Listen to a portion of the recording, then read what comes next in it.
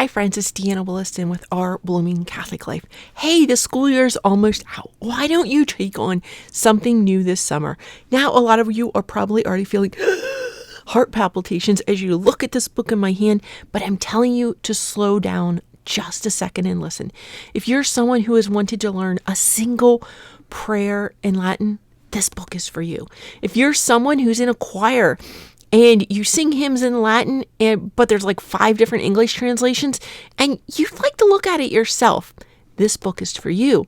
If you serve at the Mass in any way, especially as an acolyte, this book is for you. If you are going to seminary or you're a priest, this book is for you.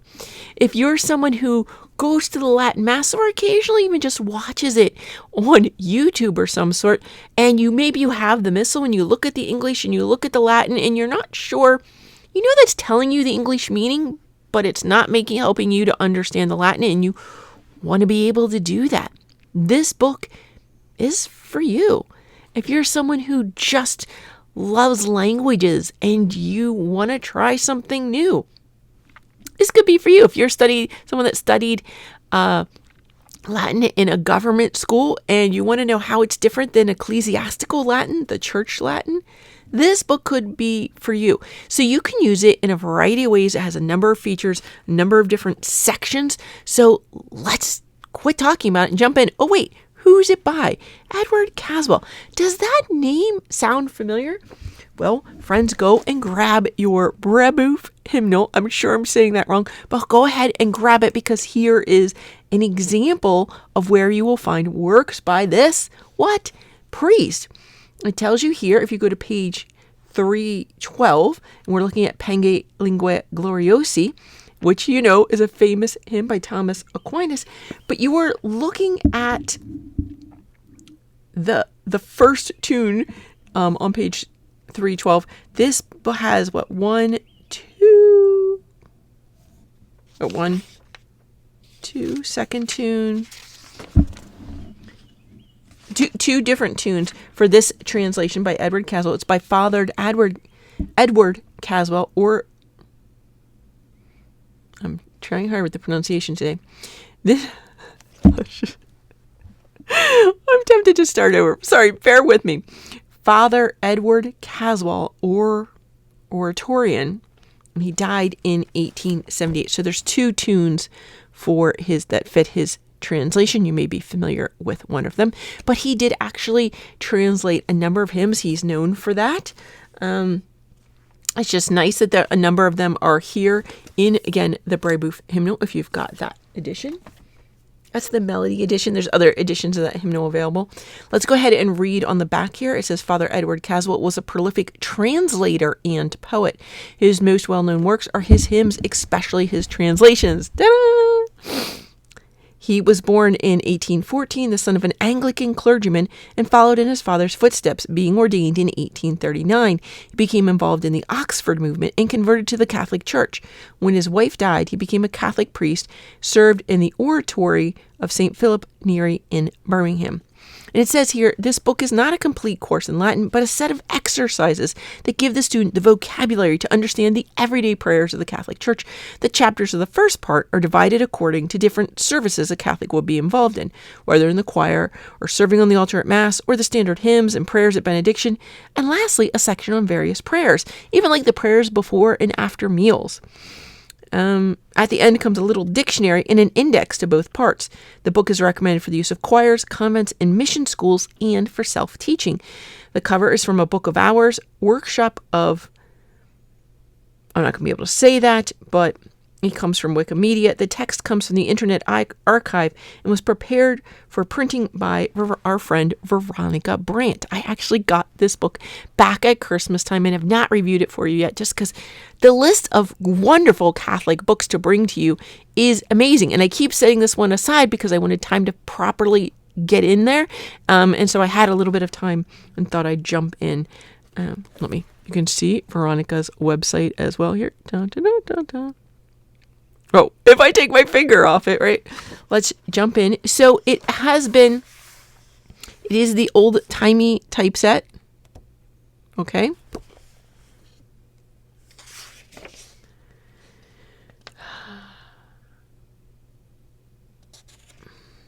Dun, dun, dun, dun, dun. So you can see occasionally the typeset, it's a little dark in places or a little light in places. That's because it's a reprint, okay? It's a reprint. The preface does start out, we're not going to do the whole preface, but I'll read to you. A knowledge of Latin, however superficial, is not needed for Catholic worship. Millions of Catholics, young and old, without this knowledge, assist at Mass and other offices most devoutly and profitably to their souls, accompanying the public ritual with prayers in their own language, adapted to their various conditions. Nevertheless, to those whose education admits it, or an acquaintance with these portions of the Latin liturgy, which are in most frequent public use, must ever be a legitimate and worthy object of interest, and that such an interest largely exists among the faithful is shown by the multiplication in various countries of missals and prayer books containing the Latin and vernacular side by side, such as our little offices of the Blessed Virgin Mary, or even the Brev Meum app that I use. I get the Latin and English side by side. Other books, it's not side by side, and that is unfortunate, partly because, Latin is a universal language of the church, and it's just nice to have one tongue that I could talk to my brothers and sisters in other countries in. Yay, how exciting. Let's jump in and look at the table of contents. This is an older style of a table of contents, okay? Look at all the dots to get us over to the number. Still great effort there, even though it was different. So first, there are preparatory remarks. Chapter 1 is benediction. Chapter 2 is Mass. Chapter 3 is serving at Mass. Chapter 4 is various prayers and offices.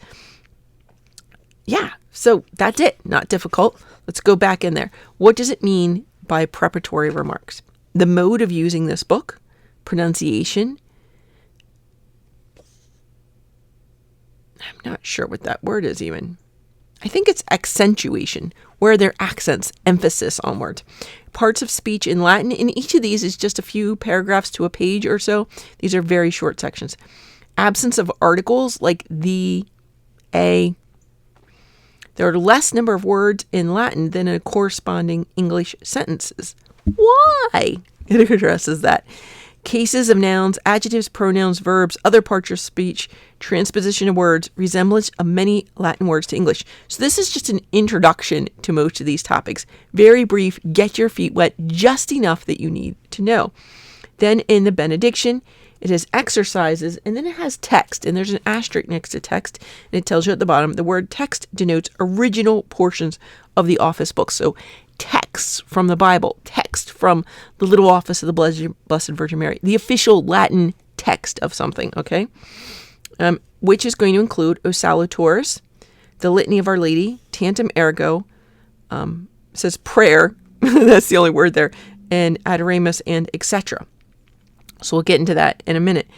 In chapter 2 for the Mass, again, it has exercises, and then the text that you look at are, so the exercises are little phrases or words that you're going to review. And then when you go and look at the text is going to have Latin and English side by side, and you're going to be able to, you'll see.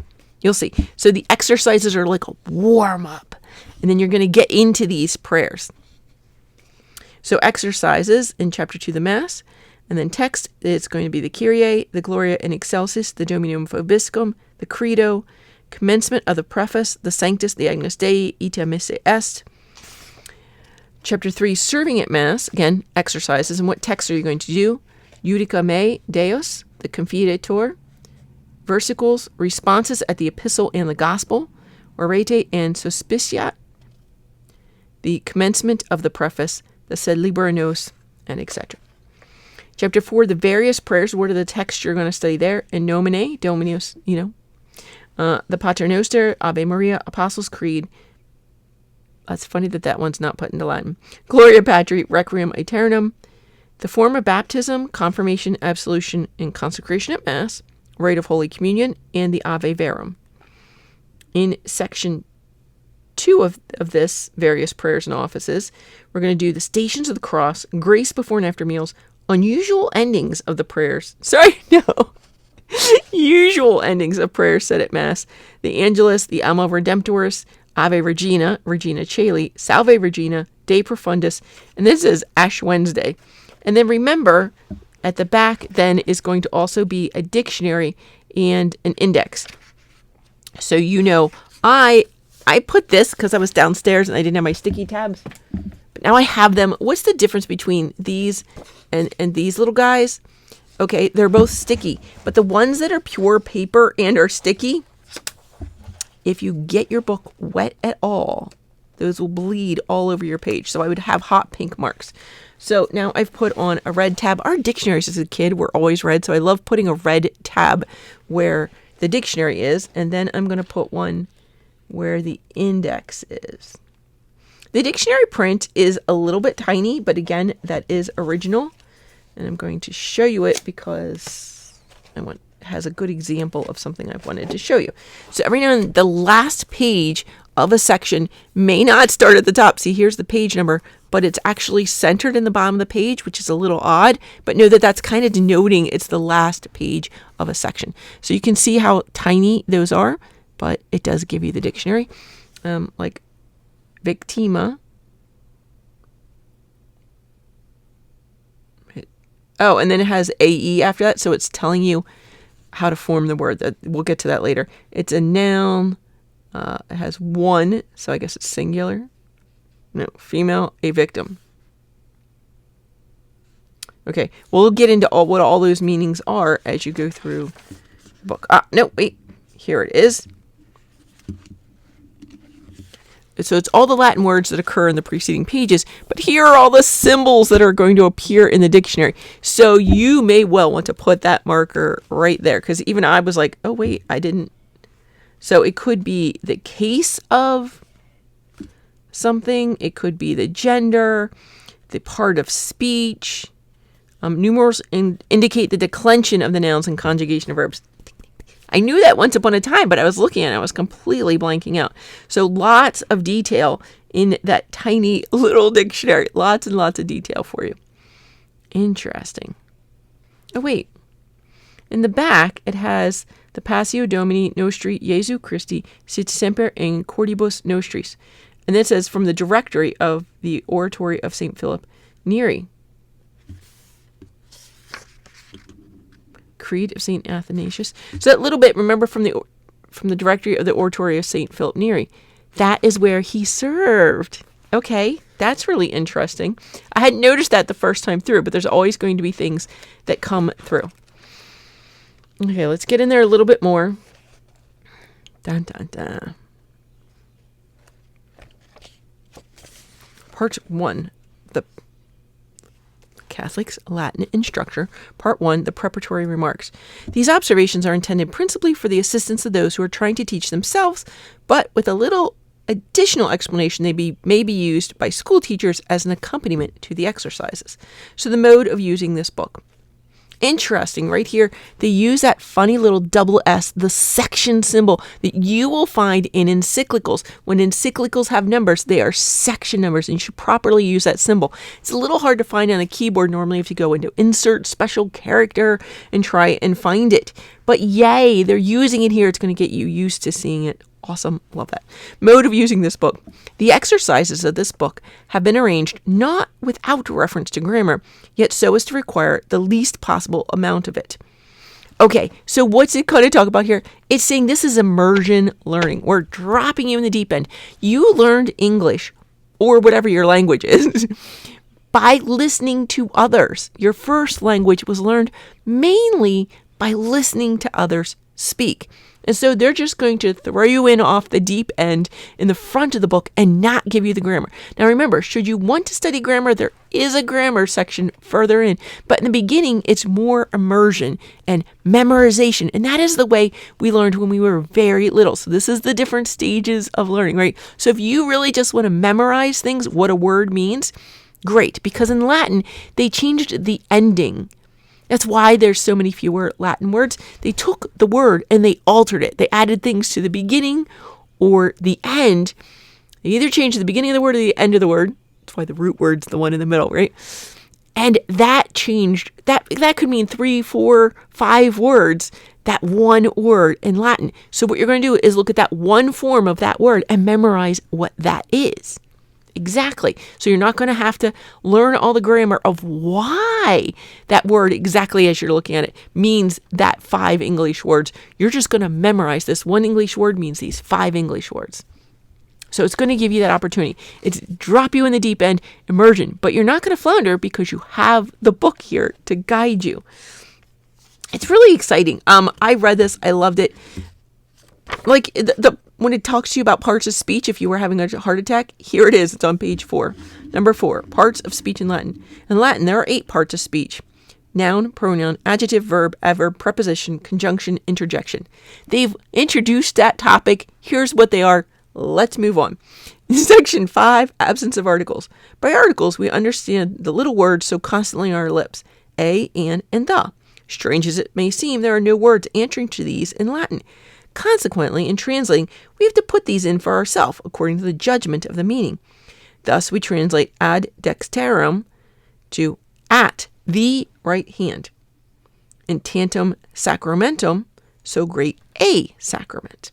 We just add them in. So great sacrament doesn't quite sound right to our English-speaking words, so we add that. I mean, we know it wouldn't. We know it's a, not an, because it starts with an S, right? And we know the, so great the sacrament. Okay, that would work. So you need to look at the context, and this book has already done that for you, so you don't need to worry about that. Cases of nouns, like it says, nouns are said to be in different cases. Remember, we said that when we looked at the dictionary. What does that mean? It's according to the meaning expressed. Like pater means father. But when you have patris, filius patris means the son of the father. When you have gloria patri, it's to the father. The accusative case is patrem, with the father. And then the vocative, you could have pater, which would mean O father. The ablative case is like patre, from the father. Oh, my phone's going off. Can't talk now, friend. I'm working on a video for you, my other friends.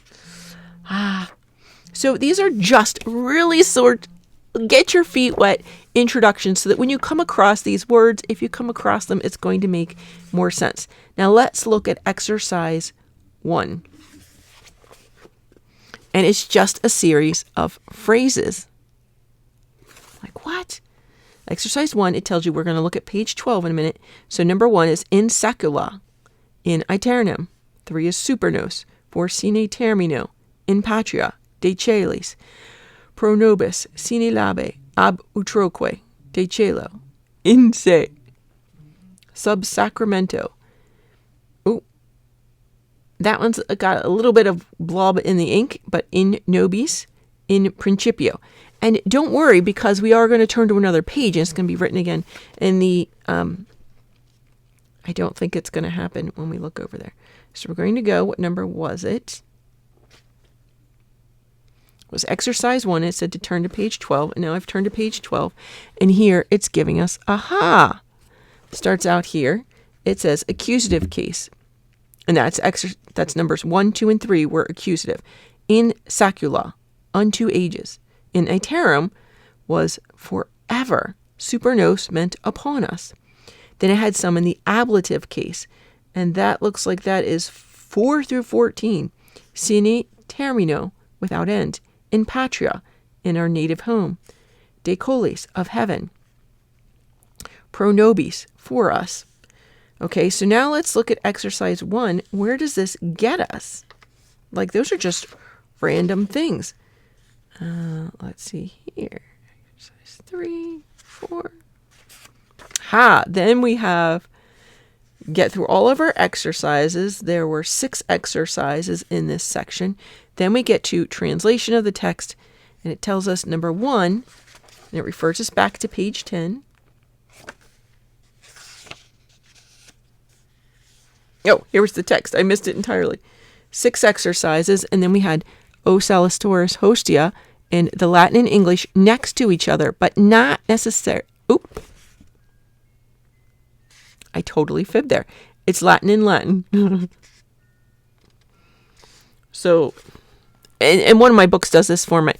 You really have to look at, sometimes it's English next to the Latin, and it looks like it, and sometimes it's Latin 1, Latin 2, a little line. So you read this stanza and then stanza 2. This must be the litany of Our Lady over here. So that is the 2 verses to O Salvatores Hostia. And then, yes, the litany. And then we have Tantum Ergo, by which I just mean the verses of Pangue Lingua that are Tantum Ergo and Genitori Genitoque. So this is the benediction. This is things you come at for the benediction. Okay. Then we're going to get to the translation of the text, and it does it line by line. Here it is, line by line. O Salvatores Hostia, O saving victim. And it refers you back to that page 10.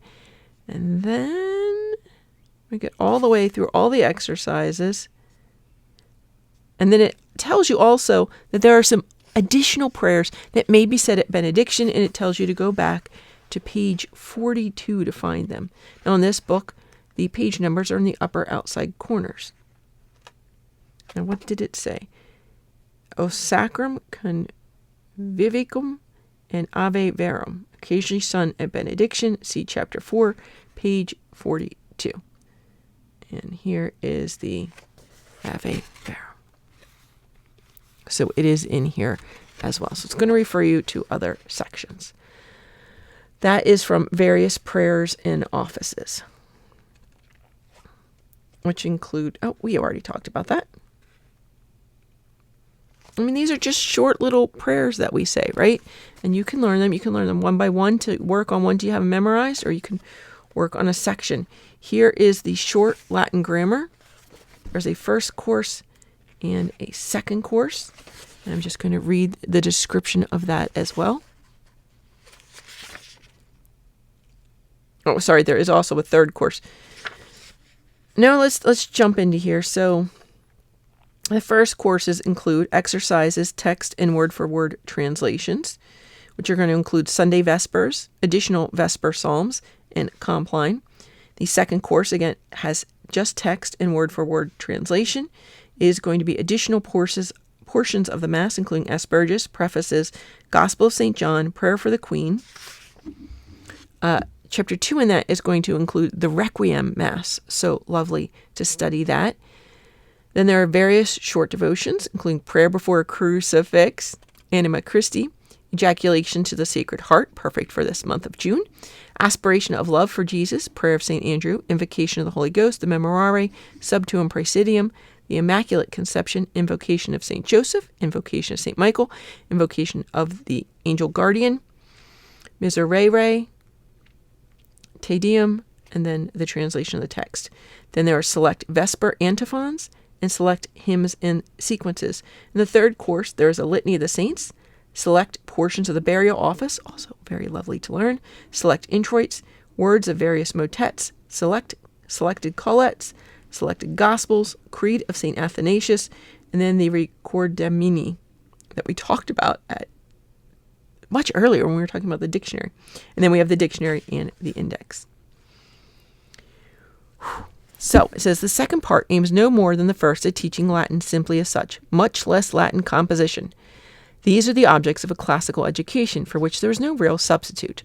All that the author proposes to himself is to render some of the Latin offices and devotions accessible to persons without this advantage. In accordance with this view, the grammar with which the present part begins does not go into any of the niceties of language, but is limited to what is strictly necessary, inflections and constructions not provided for in it, and these fewer than might be supposed, being left to be supplied for practically by the word-for-word translations. Thus, it is reduced to 20-some pages. It admits of being committed to memory without any great demands on the patience of the learner. So another nice, easy one.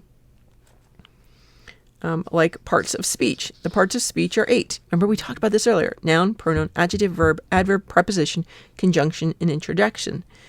Section 2 is nouns. Nouns, so then it's going to go each of them into a little bit more depth. Again, that is that classical mode of education. We're going to give you a little bit to memorize. We're going to come back to it a while later after you've studied for a bit. And then it does talk about those declensions, what that means, so don't panic. And it's easy peasy things to memorize.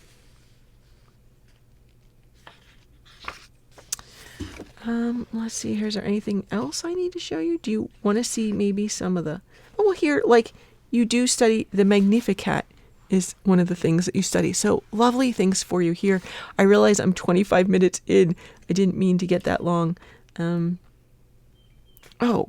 Oh, lovely. So this is one of the older forms of the office. How can I tell that? Because this is saying right here, little chapter, and they don't do that anymore in the modern hymn forms. But I have the Brev Meum app, so I'm using some of the older forms. And so this is lovely because it's going to help with that. I hope that's not the image for the thumbnail of the video. Oh, look, I'm wearing my little hat from the team. Okay. I'm trying to mind read through live streaming, and this isn't even a live stream, and you're not putting things in the comments. So you're going to have questions. Just ask me. I own this book. I'll answer them when you ask them. I'm not going to sit here and try and guess all your questions. Silly me. Okay, that was a very thorough look at a small book. Oh, you probably want to know how many pages, including the dictionary. How many pages do I have? 273. This is not bad. Not bad at all. Friends, may God bless you and keep you. May he make his face to shine upon you. Be gracious unto you. And may the good Lord bless you. In nomine Patris, et Filii, et Spiritus Sancti. Amen.